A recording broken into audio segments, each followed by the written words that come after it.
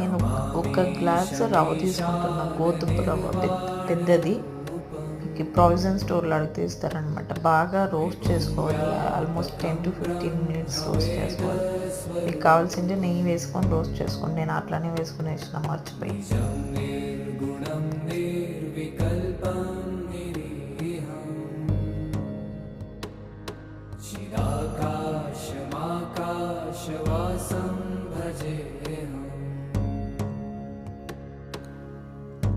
ఒక గ్లాస్ రవ్వకి 3 గ్లాసులు వాటర్ వేసుకోవాలి. బాగా ఒక 10 to 15 minutes ఇది బాగా ఉడికే వరకు ఉండాలి. ఛాన్సెస్ పడుతుంది ఉడకడానికి.